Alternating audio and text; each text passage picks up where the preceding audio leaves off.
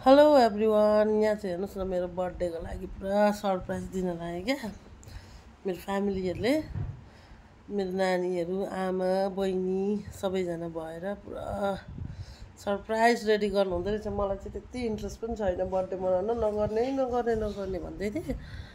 अब अलिअलि आशा त हुन्थ्यो, तर पनि अब यहाँ हेर्नु न, चिकन बनाउँदैछ, मटन आमाले बनाउँदैछ, छोरीहरूले चिकन बनाउँदैछन्।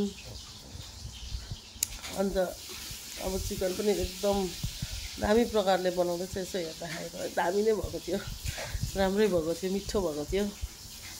तर खुसीले ठेगानै थिएन नि त भन्नै पर्दैन पुलाउ देखेर क्या। यहाँ चाहिँ हेर्न, पुलाउको लागि पुरा चामल भिजाएर हो, ड्राई फ्रुट्सहरू रेडी गरेर, गाजर, नरिवल, उयो के अरे स्टारहरू के क्या, गरम मसला। यहाँ मटन पनि हेर्नुहोस् रेडी भइसक्यो लगभग।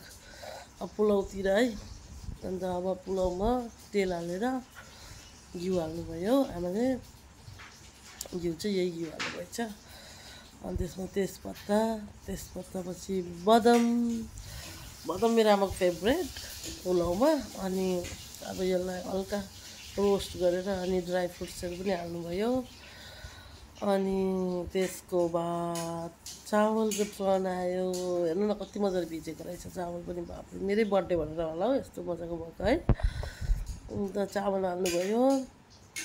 यसलाई चाहिँ अब मजाले चलाउनुपर्छ, मजाले चलाएरै पकाउने हो क्या। लास्टमा अलिकति पानी हालेर छोपिदिनुपर्छ। आम्मामा, पुलाउ त आमाले बनाएको पुलाउ त फेरि हो दामी हुन्छ नि। गाजर हालिदिनु भयो माथिबाट, पानी हाल्नु भएन। अब यही गाजरको पानीले पाक्छ है मजाले। अब यो पनि चलाएर है, बाफ्रे कलरै चेन्ज हुन्छ। हेर्नुहोस् न पुलाउको पनि अब हेर्दै क्या। नरिवल पनि हालिदिनु भयो। अब झन् चलाएर अब मिठो भएको छैन हौ बाफ्रे। त्यस मेरो आमाले पुलाउ चाहिँ सही बनाउनुहुन्छ। अनि अब हेर्नु न कति दामी कलर आयो पुलाउको है, दामी भएको थियो। गरम मसला अब लास्टमा हाल्नु हुँदैछ। त्यसको बाद अब यो गरम मसला हालेर हल्का अब पानी हाल्नुहुन्छ। अन्त पानीले पाक्छ। अलिकति पानी हाल्नुहुन्छ, धेरै पनि होइन। धेरै पानी हाल्यो भने फेरि राम्रो पनि हुँदैन क्या, गिलो हुन्छ। हल्का देखिँदैन पनि पानी हालेको, हेर्नुहोस् न होइन। अब चलाए अनि पुलाउ इज रेडी। त्यही अब नानीहरूले पुरा डेकोरेसनमै मस्त बिजी व्यस्त। हेर्नुहोस् न, अब मेरो बर्थडेको लागि हो। बाफ्रे, मलाई थाहा थिएन यतिसम्म उनीहरूले गर्दै रहेछ। मेरो आमाले, बहिनी इजरायलबाट लु दिदीको लागि गर्नु भनेर, यता नानी केटाकेटीहरूको मेहनत, यता आमाको मेहनत पकाउनु ओर्नुमा। बाफ्रे, मेरो आमालाई त्यति पकाउनु मन पर्दैन नि त, तर पनि है आज मेरो बर्थडेमा चाहिँ दामी पकाइदिनु भएको थियो। खतरा मेहनत गरिदिनु भयो।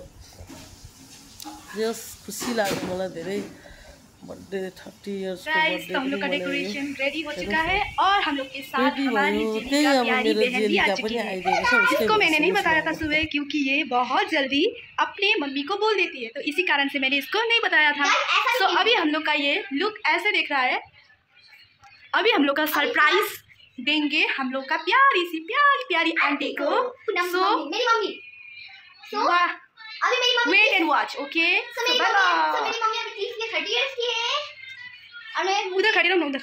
और मुझे किसने बताया नहीं है जो कि लोग ऐसे क्या बोल रहे। क्यों नहीं बताया? क्योंकि ये प्यारी सी भोली सी दिखने वाली बच्ची है ना, जो वो बहुत जल्दी सब बात बोल देती है अपना मम्मी को। तो इसी वजह से इसको मैंने नहीं बताया था सुबह। सभी इसको आके सरप्राइज दिया ना गाइस, पर इसको सरप्राइज लेने का तरीका भी नहीं आता है। सरप्राइज दिया तो डरती रहती है, डरता है सरप्राइज देने से। सरप्राइज देती हूँ ना मैं, तो ये डर जाती है। तो गाइस, अभी ये मेरा लुक कैसा लग रहा है, रेडी होके तैयार हो चुके हैं सभी। हम लोग सरप्राइज को अच्छी तरह से एग्जीक्यूट करेंगे। तो गाइस अभी आप देखते रहिए। बर्थडे गर्ल आके बर्थडे गर्ल को दिखाएंगे आज हम लोग, ठीक है? बर्थडे गर्ल को अनि सरप्राइज दिने घडी आइसक्यो। यहाँ हेर्नुहोस् न, म नर्भस भएको, कन्फ्युज भयो क्या। म त अब आमालाई हक गरेँ सबैभन्दा पहिले चाहिँ। अब आमाको यत्रो मेहनत देखेँ। आमाले मलाई बिहानदेखि झुक्काउनु भएको होइन। मामा आउनुहुन्छ है, मामा आउनुहुन्छ, कहीँ नजाऊ भन्दै हो। हामी पनि अब ठिकै छ, मामा आउनुहुँदैछ अन्त पर्खिएर न खदाहरू लगाइदिएर हो। मेरो हस्बेन्डको बर्थडे चाहिँ सँगसँगै भनौँ न, मेरो 14 हो, उहाँको चाहिँ 16 अन्त अनि हामी दुईजनाकै बर्थडे मनाइदिनु भएको। यो चाहिँ मेरो बहिनी, आमा, नानी, केटाकेटी सबैजनाले। यहाँ चाहिँ म दाजुलाई फोन गरेर देखाउँदैछु, श्याम दाजुलाई। हेर्नुहोस् न दाजु, यहाँ मलाई यत्रो सरप्राइज दिनुहुँदैछ भनेर क्या, खुसी लागेर हो। जस राम्रो लाग्यो, मजा आयो। बहिनी इजरायल हुनु पनि धेरै फाइदाको कुरा रहेछ। जस मलाई मेरो बहिनीले एकदम स्पेसल फिल गरायो। आमाले मेहनत गर्नुभयो यत्रो, आमाले सोच्नुभयो, प्लान गर्नुभयो, नानी केटाकेटीहरूले सोचे मेरो लागि। पास्टरहरू पनि आउनुभयो, प्रार्थनाहरू पनि भयो मेरो बर्थडेको होइन।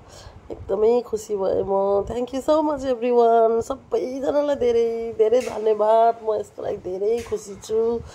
मेरो बहिनी स्पेसली, मेरो आमा, मेरो नानी केटाकेटीहरू, मेरो हस्बेन्ड, सबैजनालाई एकदम धेरै धन्यवाद है, दिल से। सबैजनालाई, भेना दिदी सबैजनाले मेरो बर्थडेमा मलाई प्रार्थना गरिदिनु भयो, विस गरिदिनु भयो। सबैजनालाई thank you so much everyone. अनि त्यसपछि अब केक कटिङ सबै भइसक्यो होइन। अब लास्टमा चाहिँ मेरो हस्बेन्डले मलाई गिफ्ट पनि ल्याइदिइराख्नु भएको रहेछ क्या। फेरि हेर्नु न, बापरे कति सरप्राइज हो। सरप्राइज पनि अब म त कप अरे क्या, बापरे मेरो फोटो भएको। यसमा चाहिँ म केही खाना राख्नु पर्यो भनेको क्या। Okay, thank you.